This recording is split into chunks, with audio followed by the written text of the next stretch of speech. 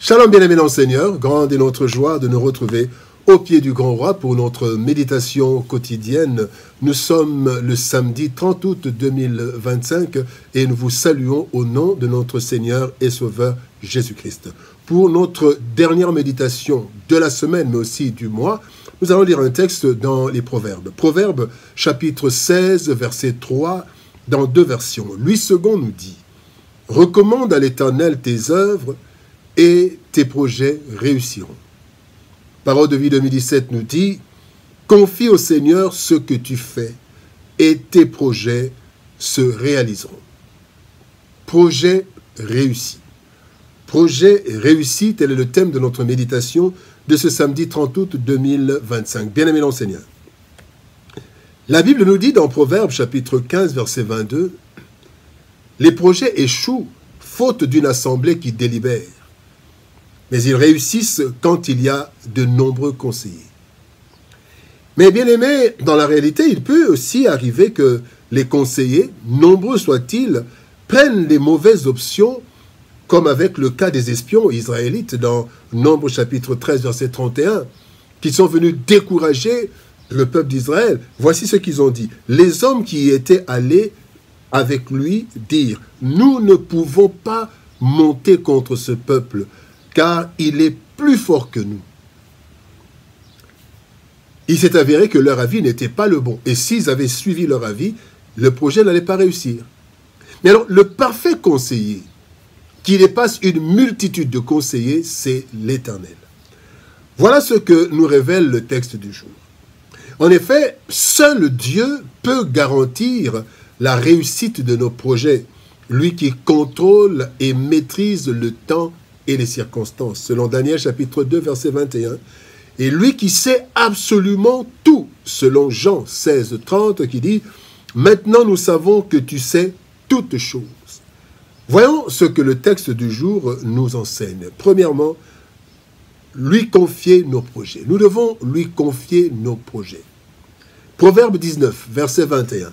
« Il y a dans le cœur de l'homme beaucoup de projets, mais c'est le dessein de l'Éternel qui s'accomplit. » Tous les projets qui se trouvent dans nos cœurs peuvent être légitimes et bons, certes, mais ils ne sont pas tous opportuns, utiles ou tous conformes à la volonté de Dieu. Tout ce qui passe dans nos pensées ne sont pas nécessairement des choses à réaliser. Voilà pourquoi nous devons consulter le Seigneur, comme David le faisait.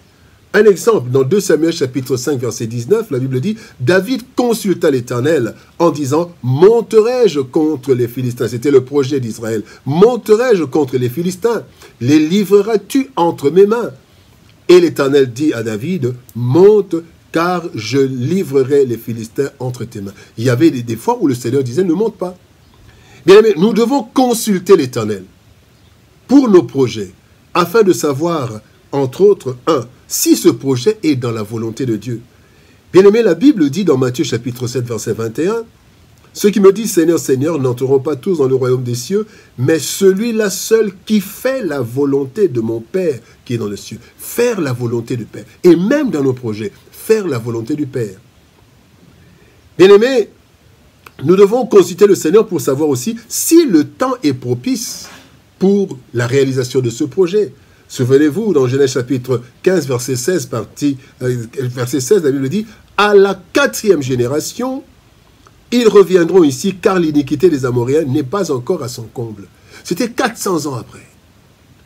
Mais aussi, c'est pour que nous puissions savoir comment et éventuellement à qui, avec qui mener ce projet. Quand nous lisons Psaume 32, verset 8, la Bible dit « Je t'instruirai, je te montrerai la voie que tu dois suivre, je te conseillerai, j'aurai le regard sur toi. » Bien-aimés, n'oublions jamais que nous devons tout faire pour la gloire de Dieu.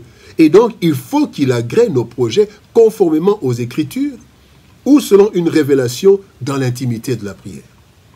Deuxième leçon, bien-aimés, nous devons associer Dieu en tout, l'associer en tout.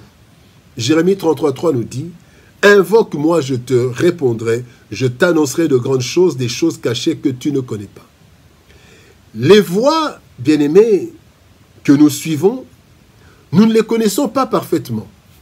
En fait, tout ce que nous faisons dans la vie a un certain degré de tâtonnement, car même les meilleurs scientifiques ont connu des échecs dans leur vie. C'est ainsi qu'il est écrit dans Proverbes chapitre 14, verset 12, « Telle voie paraît droite à un homme, mais son issue, c'est la voie de la mort. » Parfois, nous nous trompons, parce que dans la vie, nous ne savons pas, nous tâtonnons parfois. Parfois, ça réussit, parfois, ça ne réussit pas. Mais alors, le Seigneur est le meilleur guide. Et dans notre ignorance, nous pouvons nous tromper, au risque de revenir plusieurs fois à la case départ.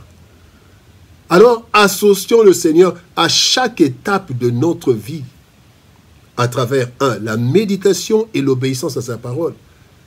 Josué 1,8, on nous donne le secret de la réussite. Que ce livre de la loi ne s'éloigne point de ta bouche. Médite-le jour et nuit pour agir fidèlement selon tout ce qui est écrit, car c'est alors que tu auras du succès dans tes entreprises. C'est alors que tu réussiras.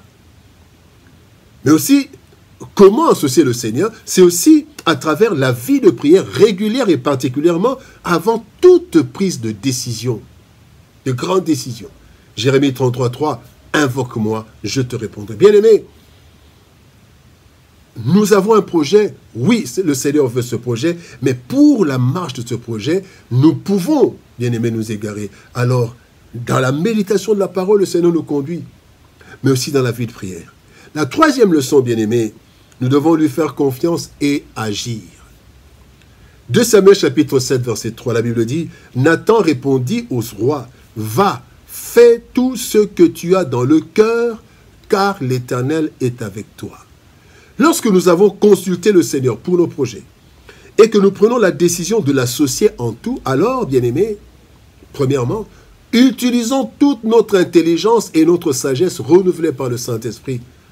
L'apôtre Paul dit dans Romains chapitre 12, verset 2, « Soyez transformés par le renouvellement de l'intelligence, afin que vous discerniez quelle est la volonté de Dieu. » Notre intelligence renouvelée nous conduira aussi sur le droit chemin. Mais aussi, non seulement utiliser notre intelligence, mais aussi fournir tous les efforts possibles avec la force que nous avons. Bien aimé, quand le Seigneur agrée une voie, cela ne veut pas dire ça va marcher comme sur des roulettes. Il y a un effort. Et Christ, le Seigneur, l'Éternel, dit à Gédéon, dans Juge chapitre 6, verset 14, l'Éternel lui dit, va avec cette force que tu as. Donc, mets en pratique ta force, exerce ta force, ton intelligence, ta force. Ce n'est pas parce que le Seigneur t'a donné une prophétie que tout va se réaliser facilement. Non, il faut l'intelligence, la sagesse, il faut la force qui est en nous. Lorsque nous agissons conformément à la volonté de Dieu, même les échecs seront des leçons ou des tremplins pour notre succès avec le temps. Souvenons-nous de David, de Joseph. Avec le temps, tout ce qu'il a subi comme déboire.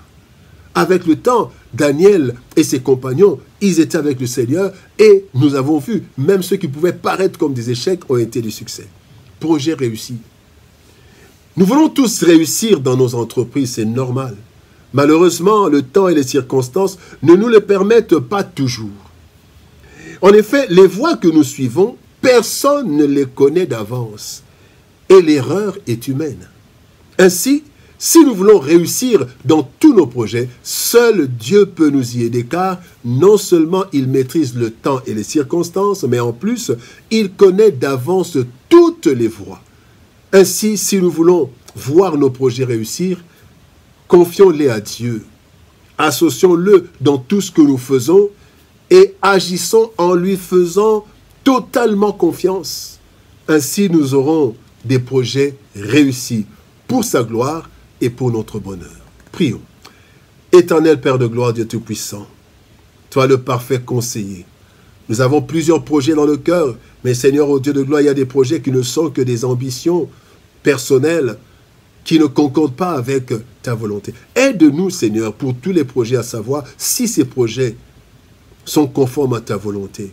Aide-nous, Seigneur, à te faire connaître tout ce que nous faisons, afin que tu puisses corriger là où il faut corriger. Et cela à travers la méditation et à travers la prière. Et surtout, aide-nous à agir avec confiance. Quand nous savons que tu es dans ce projet, que nous puissions agir. Et même quand nous tombons, quand nous échouons, nous reprenons parce que nous savons que tu es avec nous. Et même l'échec sera une leçon pour la suite. Bénis ta parole, bénis ton peuple, et bénis ce week-end. Au nom de Jésus-Christ, nous avons ainsi prié, Père. Amen. Bien-aimés dans le Seigneur, que Dieu nous bénisse. Shalom, au revoir, bon week-end.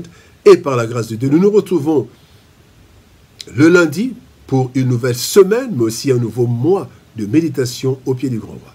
Shalom, au revoir et bon week-end par la grâce de Dieu. À lundi.